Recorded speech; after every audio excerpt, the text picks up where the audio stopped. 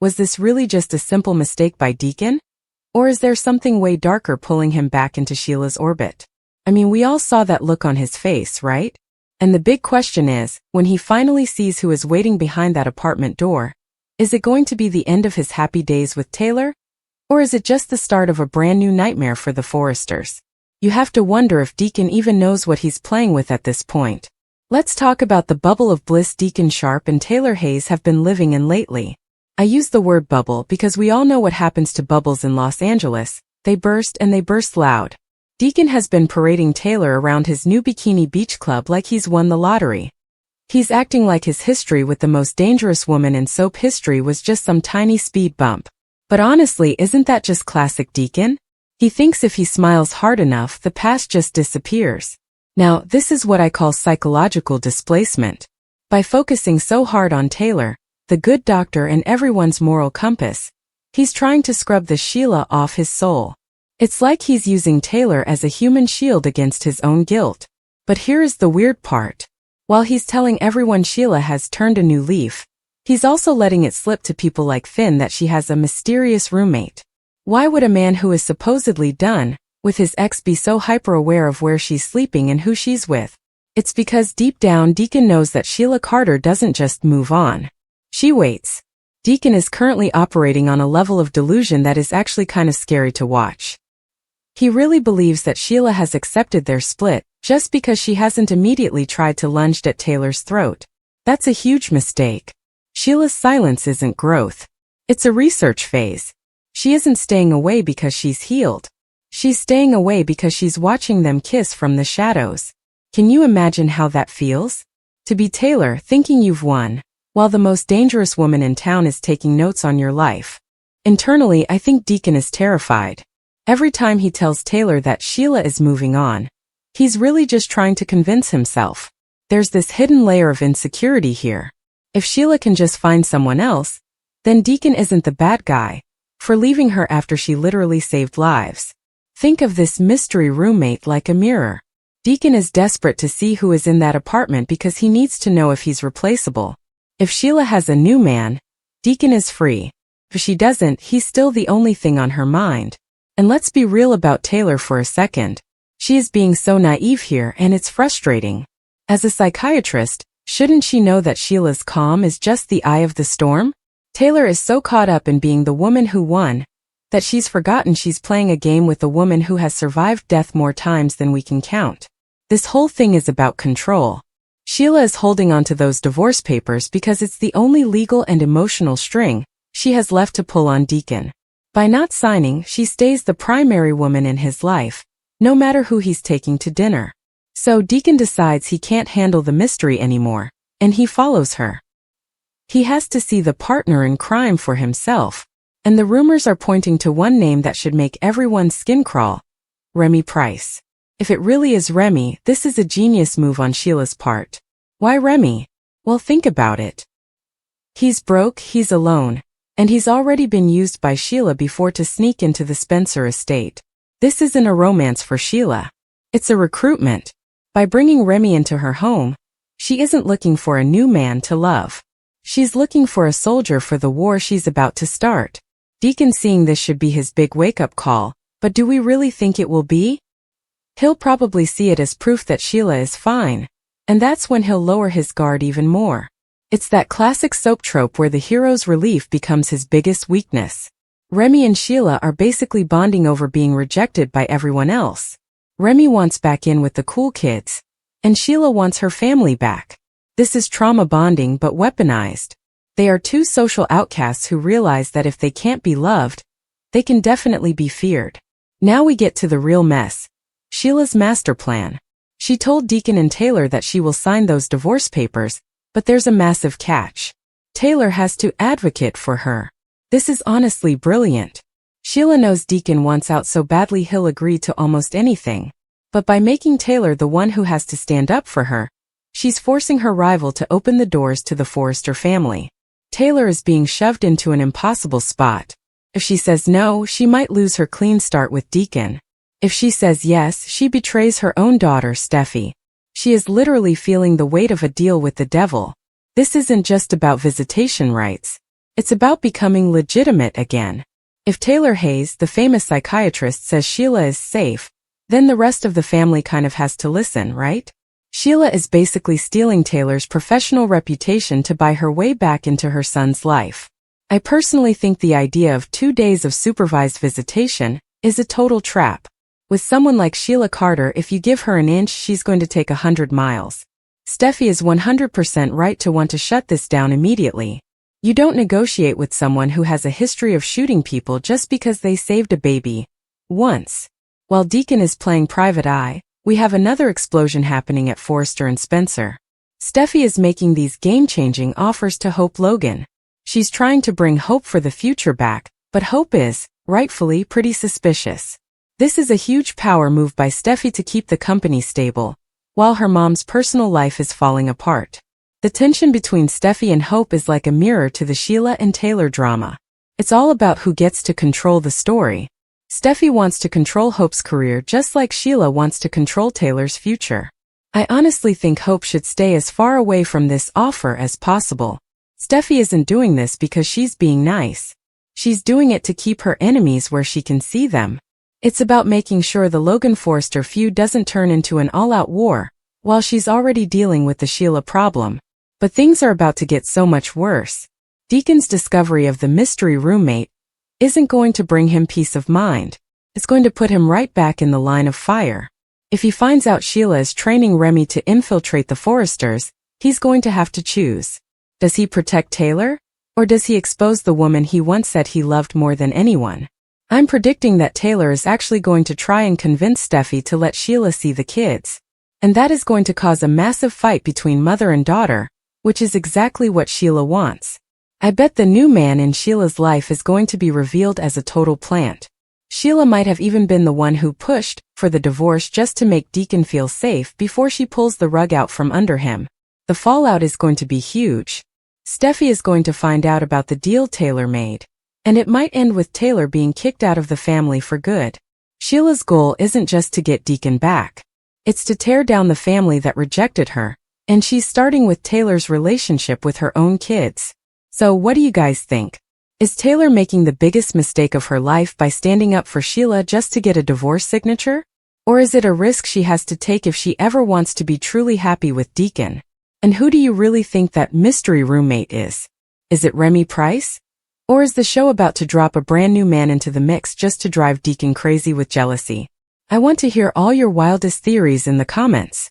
If you enjoyed this deep dive into Sheila's twisted world, make sure you hit that subscribe button and give this video a like. We are here every single day with the latest spoilers and analysis you won't find anywhere else. Thanks for watching, stay bold, stay beautiful, and I'll see you in the next one. She's gushing about working with Hope every day. And she doesn't realize she's just twisting the knife in Hope's back. When that leaked video of Brooke going insane on Katie finally happens, it's going to be brutal. It's not just about business. It's about the heartbreak of knowing her daughter lied to her face for weeks. Meanwhile, over at Spencer, Bill and Katie are plotting away. They think they're winning the war. They're preparing this most costly line, and they want to steal Forrester's thunder. Bill doesn't care about the values of Hope's line. He just wants to win. He wants that hope for the future diamond that Wyatt and Shauna are pushing him to get. To Bill, Hope is just a weapon to humiliate the Forresters. Katie is stressed, though. She never wanted a war with her sister, but she's in too deep now. They're all encouraging Hope to buy time until the launch, so she doesn't have to come clean. But isn't that just cowardly? Bill calls it strategy, but it's really just setting Hope up for a massive public humiliation. If she launches at Logan the day after the couture show, she's not going to look like a hero. She's going to look like a liar. So where's all this headed? If you think this ends with a nice fashion show, you haven't been paying attention. I'm predicting a total disaster at the couture launch. I can see Steffi making a big joint announcement, inviting Hope onto the stage in front of the global press, and announcing the HFTF relaunch right then and there. Imagine the pressure. Hope would have to decide to either commit corporate fraud or confess in front of everyone. And that face-off between Steffi and Ridge? It's going to get ugly. Ridge is going to blame Steffi for driving Hope away, and Steffi is going to point out that she gave Hope everything. It's going to create a permanent rift in the family. And let's not forget Sheila Carter. She's lurking in the background with divorce papers and visitation demands. She's the perfect distraction. While the Forresters and Logans are busy fighting over dresses and diamonds, Sheila is going to find a way back into Finn and Steffi's lives. In the end, this is really a story about ego and insecurity. Steffi needs to prove she's the boss, and Hope needs to prove she's more than a subordinate. But they're both losing their integrity in the process. The hugs are fake, the support is a lie, and the celebrations are way too early. Steffi's move is actually brilliant, because it takes away Hope's victim status. If Hope leaves now, she isn't a disrespected designer. She's just a liar. And in the world of high fashion, a liar is way easier to destroy than a martyr. So I have to ask you guys, what do you think of Steffi's nice act? Is it a genius move to protect the company? Or is she being way too cruel by tricking Hope into a confession? And who is the real villain here? Is it Steffi for setting the trap, Hope for the lies, or Bill Spencer for pulling the strings from the shadows? I want to hear your theories. Are you Team Steffi for calling the bluff, or Team Hope for trying to get some respect? Let me know in the comments because this fashion war is about to get very, very expensive. If you love this deep dive, don't forget to hit that like button and subscribe. We've got so many more spoilers and breakdowns coming your way. And you definitely don't want to miss the fallout when this all hits the fan. Thanks for hanging out with me, and I'll see you in the next one. Company. And finally, this will be the end of Will and Elektra. She won't forgive him for keeping a secret this big. Especially one about her own family. Will end up alone, fired, dumped, and isolated. So what do you guys think? Is Dylan actually a secret Forrester? Or is Will Spencer just a toxic guy who can't let go? And if the truth does come out, should Dylan forgive Will for keeping it a secret? Or is he just as bad as the rest of the manipulators in LA? I really want to hear your theories on this. This storyline is getting so messy, and I am here for every single second of it. If you enjoyed this deep dive, make sure you hit that like button and subscribe. We are tracking every single spoiler to bring you the truth before it hits the screen. Don't miss our next video where we break down Hope Logan's secret fashion line, and why it's about to blow up her entire life. Thanks for watching, and I'll see you in the next one. Let's dig a little deeper into that rivalry between Will and RJ. It's not just about who gets the girl. It's Spencer versus Forrester. Tribal loyalty is a huge deal here. RJ called Will a sleazy, greedy Spencer, and Will fired back that RJ isn't even a real Forrester. It's a blood feud. So when Dylan dates RJ, Will doesn't just see a romance. He sees a traitor defecting to the enemy camp. If you're really my friend, how dare you sleep with my enemy? That's exactly the kind of self-righteous thing I can hear Will saying. But wait, what if RJ is actually using Dylan to get back at Elektra? Think about it. If Elektra sees her former rival moving on so fast with her best friend, that's going to sting. It might make Elektra second-guess her choice to go back to Will, especially if Will is acting like a lunatic. RJ is playing chess while Will is playing checkers. Or maybe they're both just idiots. Let's be honest, they probably are. And we can't forget the Bill Spencer of it all. Will is turning into his father right before our eyes, and it is actually a little terrifying. Katie raised him to be better, but that Spencer DNA is just too strong. He's looking at Dylan and seeing property, not a person. He thinks because he gave her a place to stay, he owns her future. It's gross, but it makes for amazing TV. What about the Forrester side? Ridge is going to lose it when he finds out RJ is sleeping with the newest employee, especially after RJ just got someone fired for hostile work environment issues. The hypocrisy is just stunning. But that's the Forresters for you, they always think the rules are for other people. The secret is definitely coming out soon. I think Will and Elektra are going to bust RJ and Dylan at the office. Maybe Will sneaks back in to clear his desk and catches them in the CEO office. The fallout is going to be massive. Dylan will have to choose between her friend, her protector, and her new boss. And let's be real, she'll probably choose RJ because he's the one with the paycheck. It's just so fascinating how the writers are layering all of this. You've got class dynamics, family wars, and messy romantic history all colliding at once. Will is acting like a classic toxic male trying to control a woman he already rejected, and Elektra is stuck in the middle of it all. I really hope she calls him out on it. She needs to tell him, if you want Dylan, go be with her, but stop stringing me along. I keep thinking back to that punch. It was so visceral. Will has this explosive anger inside him, And now he's pointing it at Dylan. He's probably going to tell her she was nothing before he helped her. That is going to break her heart. But it might also be the push she needs to fully commit to RJ. If Will is going to treat her like trash, why shouldn't she find comfort somewhere else? It's a vicious cycle, and I cannot wait to see how it all goes down. I mean, the irony is just too much. Will's jealousy might be the very thing that pushes Elektra back to RJ. Or maybe not. I keep second-guessing myself because every time I think I have Will figured out, he does something even more extreme. Is he really worried about her safety? RJ isn't dangerous. He's just entitled. So it has to be about the ego. Will's ego cannot handle Dylan moving on. He wants her to stay in that grateful roommate box forever. But Dylan is finding her own voice, and that is a threat to him. What do you think is going to be the breaking point? Is it going to be a public confrontation at the bikini bar? Or a quiet, devastating conversation at the beach house? The tension is building so fast my brain is literally buzzing. And don't even get me started on the Hope Logan secret. Will is sitting on that bombshell too.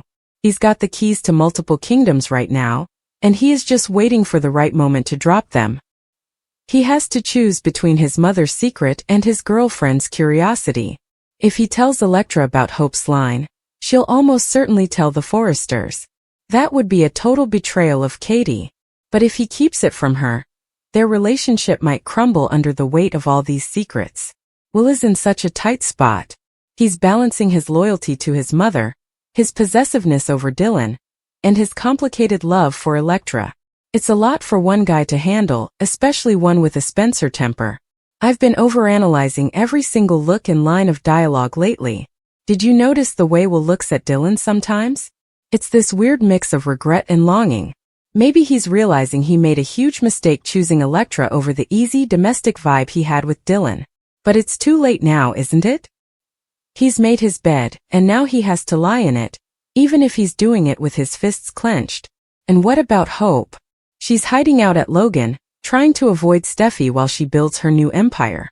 She's about to find out her line is launching on the same day as Eric's. She's expected to be in 2 places at once. How is she going to pull that off? The truth is going to come out eventually, and when it does, it's going to be total chaos. Every single character is tied up in this web. Will knows the secret, Elektra wants the secret, and Dylan might be the secret herself. It's a masterclass in soap opera writing. I really want to know what you guys think about Dylan's past. Remember when she was Hayes' teacher and got caught up in all that Luna madness? She's been through so much trauma, and now she's just trying to find some stability. Is RJ really the guy to give it to her? Or is he just another person who's going to use her and move on?